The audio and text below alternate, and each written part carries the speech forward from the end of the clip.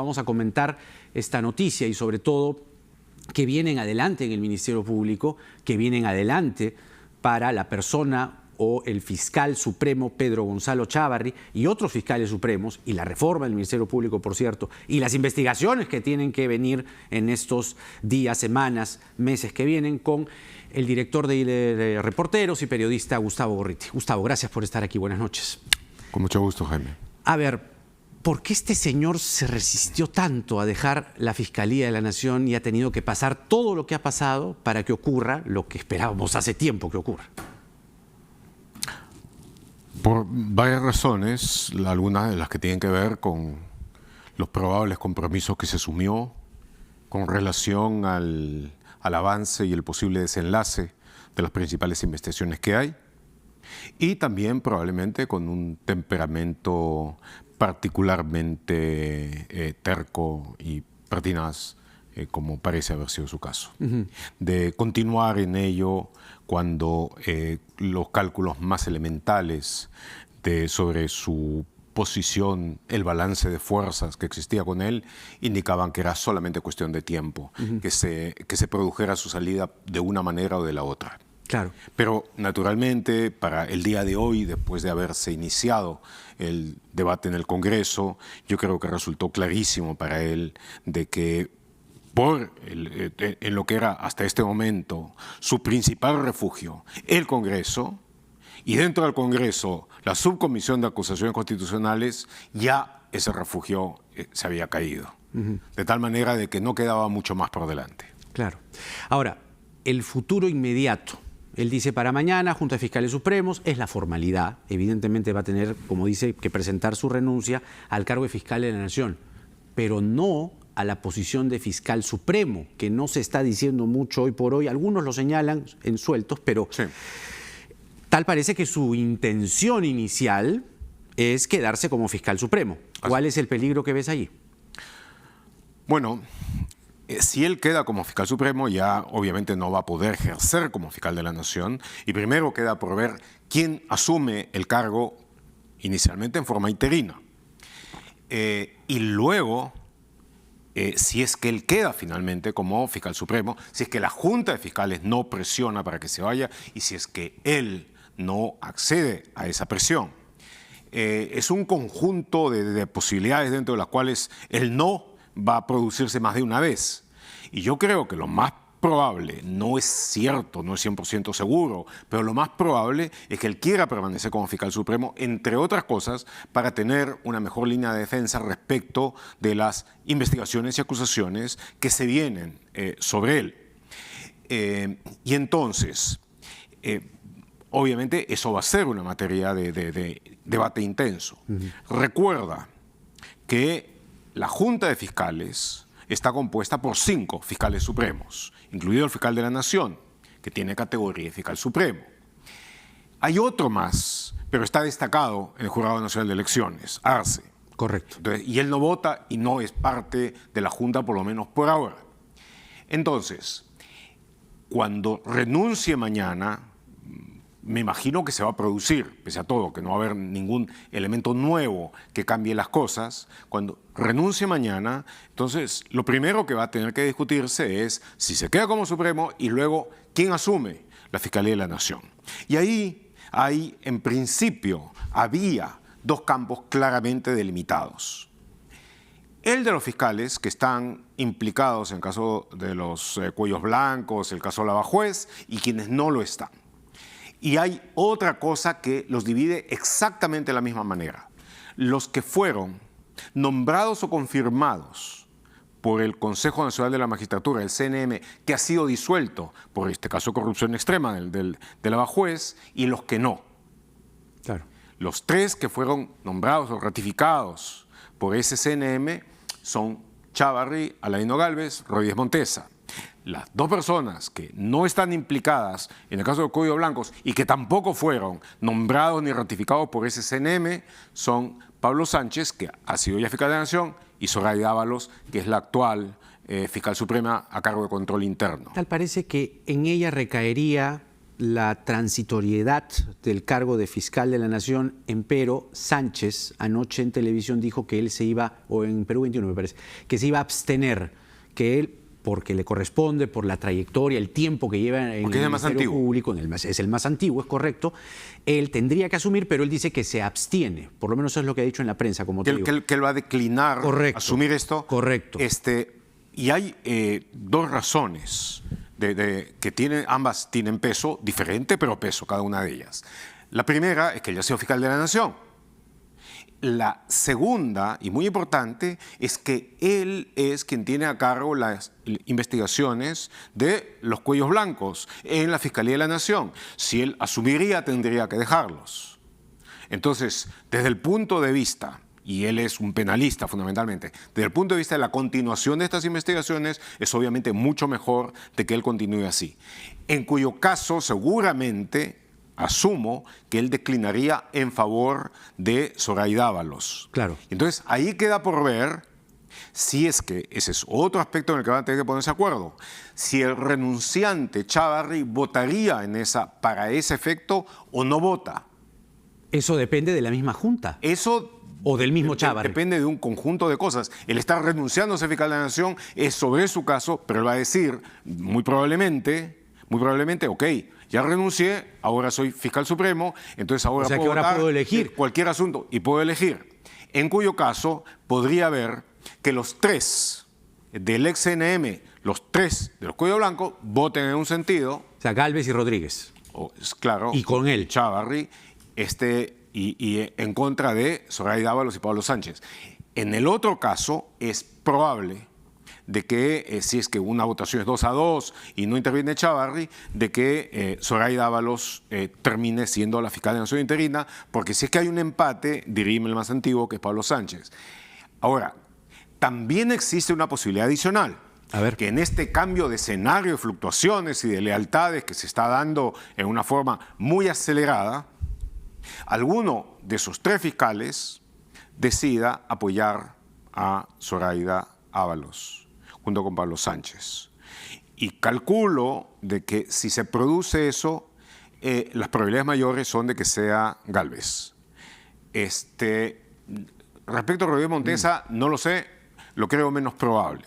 No imposible, pero menos probable. Ahora, lo que ha empujado esta decisión son factores, principalmente la investigación en Cuellos Blancos a Chávarri, las mentiras en las que incurrió cuando trató de deslindar de Cuellos Blancos. Luego vino lo peor, que coincidirás conmigo, creo que fue su epitafio el 31 de diciembre, cuando hizo lo que hizo al remover a Vela. Hay una cosa anterior, la adulteración de notas. Y la adulteración de notas en el CNM. En el CNM, sí. Correcto. Ahora, viendo las cosas así como las vemos, ¿qué puede pasar respecto al relevo? Porque te decía, es importante el movimiento ciudadano que ha surgido. Es importante la investigación de Cuellos Blancos, pero, ojo, Gálvez y Rodríguez también son mencionados en la investigación de Cuellos Blancos. Entonces... Totalmente. Con diverso grado de responsabilidad, mucho más en el caso de Rodríguez que en el de Gálvez, pero ambos están mencionados y ambos están incursos en una investigación. Ahora bien, ¿qué es lo que puede pasar? Digamos que mañana, luego de la renuncia de Chávarri, algunos de los que están en el caso Cuellos Blancos, ex-CNM, en fin, termine como fiscal de la Nación interino.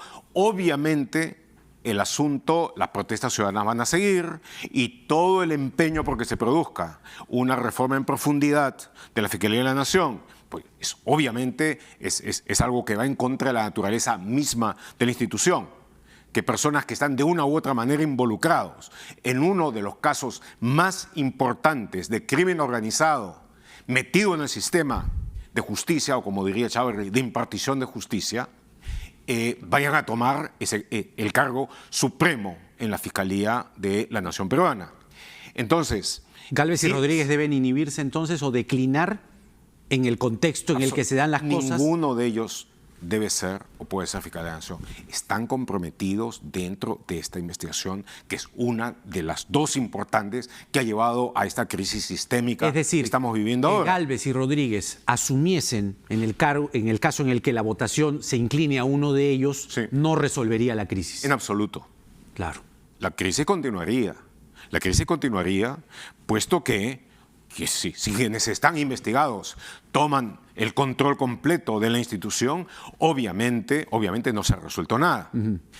Entonces, continuaría toda esta iniciativa, todo este empuje por llevar a cabo una reforma en profundidad de la Fiscalía de la Nación. En el caso de que Zoraida Ábalos, o mucho menos probablemente Pablo Sánchez, lo más probable es que Zoraida Ábalos asuma, entonces yo creo de que estaría en condiciones de empezar a dirigir una reforma interna dentro de la Fiscalía de la Nación, y ahí creo de que debería ser el deber del gobierno, o por lo menos la actitud más inteligente del gobierno, incluido el Ejecutivo y el Legislativo, de dar los medios para que esa reforma pueda llevarse a cabo adecuadamente. Esos medios pasan por el proyecto presentado por el gobierno en los términos, a tu juicio, en los que el gobierno los ha presentado, es decir, con la urgencia requerida, con la remoción de la Junta de Fiscales Supremos, con la declaratoria de emergencia de 9 meses, ¿o crees que, yo creo que se atienden cambios? No, yo creo que tendrían que haber algunos cambios importantes. ¿Cuáles para ti? El primero y el más importante de todos es de que no hay razón alguna para sacar a 2 fiscales supremos que no están comprometidos en ningún caso criminal. Sánchez y Ábalos. Sánchez y Ábalos, no hay razón alguna. Y gente que además ha jugado un papel sumamente importante en resistir la ofensiva en contra de la lucha anticorrupción que llevó a cabo Chávarri y que buscó se definiera con lo que hizo el 31 de enero. Entonces, la actitud que han tenido tanto Ábalos como Sánchez ha sido sumamente importante en ese aspecto. Y un poco antes, también en poder prevenir gran parte de las acciones de acoso contra los fiscales del caso Lavallato, fundamentalmente José Domingo Pérez. Zoraida Ábalos ha archivado varios casos, ha declarado que otros son improcedentes y en consecuencia los ha llevado al archivo, y en términos generales ejerció una posición bastante fuerte en defensa de la acción de los fiscales, y también buscó de proteger y defender a las fiscales Sandra Castro y Rocío Sánchez de la propia investigación que estaban realizando. A su turno, Pablo Sánchez ha tratado de seguir llevando adelante lo que le corresponde de la investigación de sus pares en este caso. Entonces no hay razón alguna para sacarlos y solamente por razones de cargo poner a fiscales supremos adjuntos que reproducen más o menos la correlación de fuerzas entre gente honesta y gente vinculada con la corrupción, como la que ha habido antes en la Junta de Fiscales Supremos. Chávarri deja algunas minas, ¿no? Una de ellas es esta investigación que pide al Congreso, y además con casos que incluso rayan con la mentira. Porque él dice que no tuvo la culpa de que el cronograma para la firma del acuerdo y la declaración de los altos ejecutivos de Odebrecht fuese lo que él hizo el 31 de diciembre, sino que se removieron a los fiscales en el Brasil y que por eso había que investigar a Pérez y incluso al presidente Vizcarra. Bueno, esa es una de las excusas más ridículas que he escuchado a lo largo de mis no tan cortos años de carrera periodística. Y todo eso, porque conozco ese caso. En noviembre, la segunda parte de noviembre del año pasado, Folha de Sao Paulo sacó la noticia de que no en Curitiba, donde está la fuerza de tarea dedicada especialmente al caso de Lavallato, sino en Sao Paulo. Estaban cambiando a la jefa de fiscales de procuradores de Sao Paulo en noviembre. Y poniendo a fiscal Tamoa, que es una persona muy correcta. Entonces, una persona determinada, que yo creo que pertenece a la trolería fujimorista, sacó eso como si se tratara de la prueba de que ese cambio producido antes de noviembre, y no en Curitiba, sino en Sao Paulo, era el que estaba alterando las diligencias que se habían fijado en Curitiba. O sea, las fechas a destiempo. Fechas a destiempo, claro. Otra fiscalía en otro lado de Brasil que no tiene injerencia directa en nada de esto. La fecha estaba fijada, la fecha estaba acordada. El punto de articulación central de la Procuraduría Federal Anticorrupción de Curitiba, la Fuerza de Tarea Lavallato, era el fiscal federal Orlando Martelo, o procurador federal Orlando Martelo. Él ya tenía eso acordado con el equipo especial, con su contacto directo, su contraparte que es Rafael Vela, Odebrecht a su turno, que tiene toda una serie de colaboradores eficaces, postulantes a colaboración eficaz, en este caso, ya los había organizado y entonces esto se iba a realizar a partir de la siguiente semana. Pero con lo que pasó se alteró todo y ahora es necesario volver a sincronizar a todos. Ya no solamente decir, bueno, están de nuevo Vela y José Domingo Pérez. Se desincronizó todo en Brasil también. Entonces, incluso la defensa de los ejecutivos, no solamente los fiscales y los procuradores del Brasil, sino también los abogados, Kaufmann y compañía, el equipo de abogados de Odebrecht. Pero por supuesto, claro que sí. Y son muchos. Entonces, hasta donde entiendo, eso se va a volver a reprogramar, no sé si en los primeros 10 días o hacia la quincena de febrero. De tal manera de que ha habido claramente una pérdida en términos de tiempo de 1 mes y medio, de 1 mes y días en cuanto a esto. Y por supuesto en tiempo político, en tiempo de maniobra, en lo que ha significado en términos de crisis, eso ha sido mucho mayor. Más adelante vienen las congresistas Patricia Donaire y luego también Milagros Salazar, pero no quiero dejar pasar esta pregunta, Gustavo. ¿Crees que con lo que ha pasado hoy y con lo que tendría que pasar mañana, que tal parece, de acuerdo a los pronósticos desde hoy o hacia mañana, sería la doctora Ábalos quien asuma el cargo de fiscal de la Nación, por lo menos de manera interina? ¿Crees que, vamos, la investigación, la lucha contra la corrupción ha tenido un triunfo esta noche? ¿Crees que el futuro de las investigaciones con el acuerdo, con los interrogatorios, está ahora sí salvaguardado, cautelado? Ahora sí vamos a conocer la verdad a profundidad y sin la intromisión de personas que han estado más bien vinculadas a la corrupción? Es imposible sacar estas conclusiones que tienen un cierto aire metafísico. No estamos llegando a ninguna nueva era de permanencia. Para expresarlo en términos que se acercan a lo militar, esta es una campaña larga dentro de la que hay un conjunto de enfrentamientos sucesivos y unos llevan a otros y se eslabonan, se encadenan hacia una cierta dirección estratégica. Lo que podemos decir es de que hacia fin de año se produjo una contraofensiva desesperada por parte de los sectores que han tratado de impedir el avance de la investigación Lavallato. Su frente fue Chávarri. Trataron de decapitar en el último momento al equipo especial. Fracasaron. Entonces, esa fue una clarísima victoria de todas las fuerzas anticorrupción que se movilizaron en forma excepcional. Luego, viene ahora la permanencia de Chávarri. Él ha buscado resistir. Está cayendo. Es otro pequeño triunfo. Y eso no es una batalla, es más bien una suerte de escaramuza. Luego viene la permanencia o no permanencia de los fiscales supremos que quedan.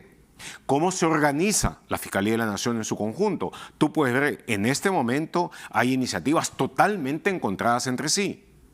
Mientras de un lado Chávarri se desploma, parte de su gente también, mientras el equipo especial vuelve a trabajar en Moquegua, le abren una nueva causa a José Domingo Pérez por el moqueguazo que sucedió en el gobierno de Alan García, ¿no es cierto? Correcto. Después de 10 años y un poco más, entonces ahora han recordado este caso en este momento.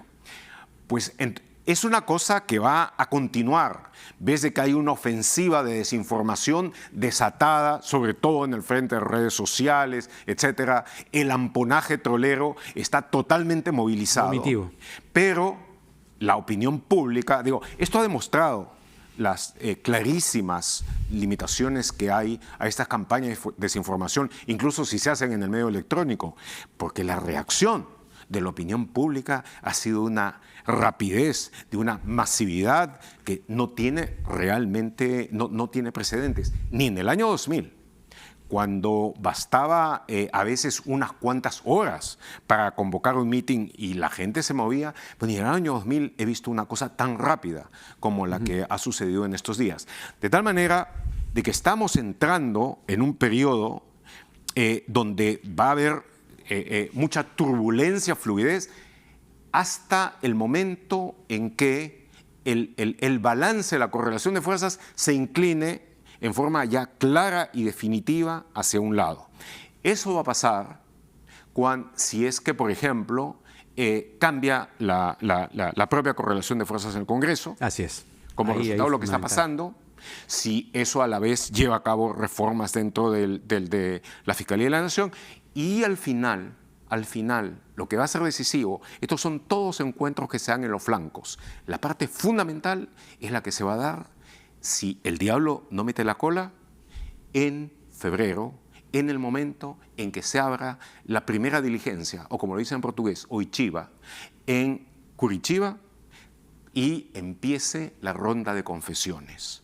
A partir de ese momento, cuando se consolide esa ronda de confesiones y se tenga una masa informativa mucho más grande, más robusta, más completa, entonces ahí, con el conocimiento que va a haber, posiblemente todo lo que ha estado pasando ahora va a adquirir ya un perfil, una forma clara que nos va a permitir saber a dónde vamos.